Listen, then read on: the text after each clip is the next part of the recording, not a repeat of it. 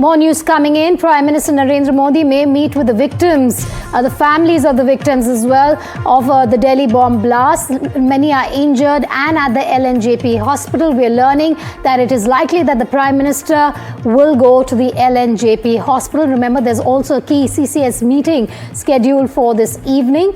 But that's the latest we have. Aditya Rajkol still with us. Aditya, I'm sorry I had to interrupt you there, but there's more breaking news coming in. The Prime Minister likely to meet the families of victims and those injured at LNJP. What are you hearing? Well, yes, that's a big development. We are, breaking on NDTV at this hour. Prime Minister Narendra Modi could be visiting the victims of the Delhi bomb blast at the LNJP hospital in the central part of India's national capital, New Delhi.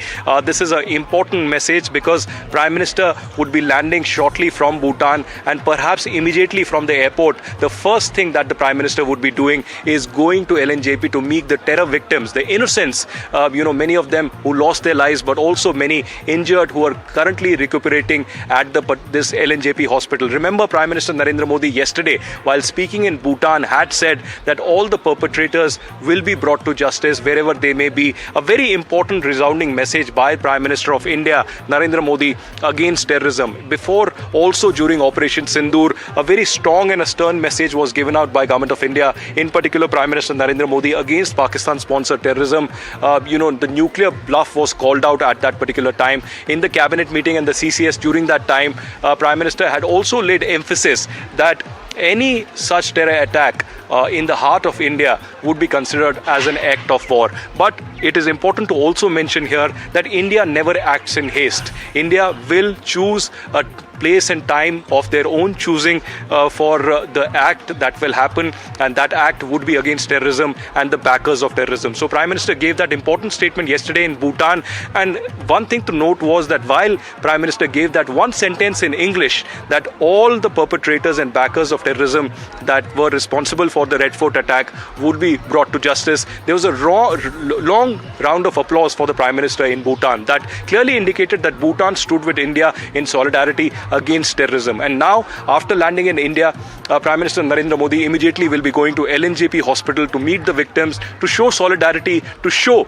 and give out a loud message against terrorism, and also that he stands strong with the victims of terrorism. So that's the big development we are breaking at this hour. Prime Minister immediately coming from Bhutan would be visiting the victims of the Red Fort terror attack in the LNJP hospital, and perhaps speaking with them and assuring them that justice would certainly be done. All right, so that's a big breaking news coming in. I'm just going to recap it for our viewers before going back to Aditya. But what we're hearing is that the Prime Minister, straight after landing in the national capital after his 2-day visit to Bhutan, will be heading to LNJP hospital, where he will be meeting with the injured and the families of victims who had died in the Delhi blast. Also, a very important meeting this evening, Aditya. The Cabinet Committee on Security will be sitting and discussing, and perhaps we could also get some details on that meeting, post that meeting that is taking place at 5:30 p.m. So we're going to see the Prime Minister at LNJP hospital, after which the CCS will also be underway.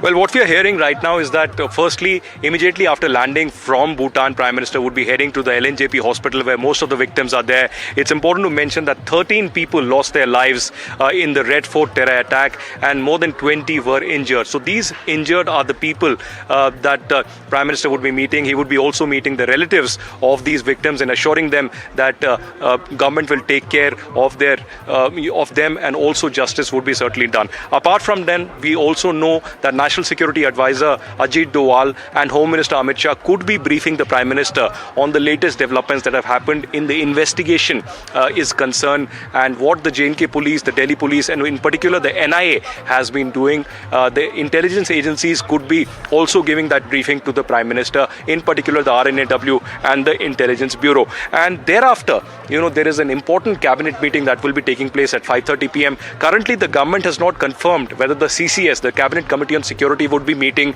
or not. But if that meeting takes place, that will be the first meeting in order of protocol, the CCS meeting, and then perhaps the normal cabinet meeting can take shape. So we'll have to wait and watch formally for the government to announce whether the CCS will happen, because if the CCS happens, it will be a big development. After the Pahalgam attack, immediately after that, there was a CCS, and then there was a briefing by the, Foreign Secretary during that particular time, and then the Operation Sindoor was certainly lost after a few days. But in this particular case, the government is very silently working, because at this moment, it is important to completely decimate the Jaish-e-Mohammed module and then look forward to the investigation and see what are the steps diplomatically and otherwise that the government is ready to take. But certainly a stern message by Prime Minister against terrorism, and the Prime Minister looking forward to that meeting with the victims of terrorism in LNJP hospital, and then heading for the cabinet meeting at 5:30.